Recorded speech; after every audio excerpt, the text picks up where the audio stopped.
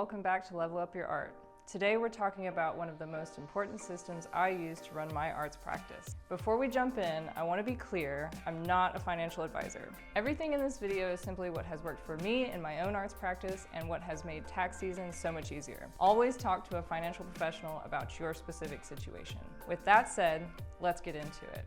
A question I hear a lot is whether artists should form an LLC or just operate as a sole proprietor. Most artists actually start as a sole proprietor by default. This is absolutely a topic for another video, but I wanted to mention it because the system we're talking about today works for both structures. I treat my bank accounts like buckets. Each bucket has a job. That's it. Today's buckets are the landing account, the operating account, and the tax account. Your first account is the landing account. This is where all of your incoming money goes first. Art sales, commissions, freelance work, everything. When you get paid for your artwork, the money drops into this account, and from here you decide what needs to move into your business buckets. Your second bucket is the operating account, and it has one job: to pay for everything related to your arts practice. This could include show application fees, shipping artworks, supplies and materials, prints, packaging, tools, software, equipment, etc. You should have a separate debit card for this account and use it only for art-related expenses. And finally, account number 3. This is your tax account. As a working artist, you're usually paid as an independent contractor, which means taxes are not withheld. You are responsible for setting aside your own taxes. The general rule of thumb is to set aside 30% of every payment you receive.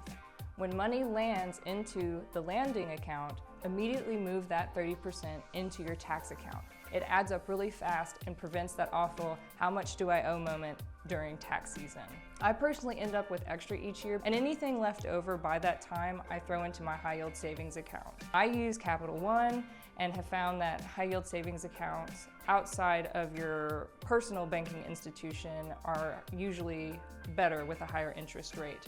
But again, do your own research and find out what works best for you. Let's walk through a real example so you can see how these buckets work in practice. Say you sell a piece at a gallery for $500. The gallery takes a 25% commission, so they keep $125. Your payout is $375. Since you're self-employed, no taxes are taken out, which means you need to set them aside. 30% of $375 is $112.50. That goes straight into the tax account. Now you're left with $262.50. This is the amount you can allocate to your operating account. If you want to walk away with $500 in your pocket after commission and taxes, you need to price the piece at around $453 above your target to cover those extra costs. We break this down in another video on how to price your artwork. I check in with my finances weekly in Notion. This year, I've been manually tracking my income and expenses using a finance template. Your check-in frequency is up to you, daily, weekly, or monthly, but the principle stays the same.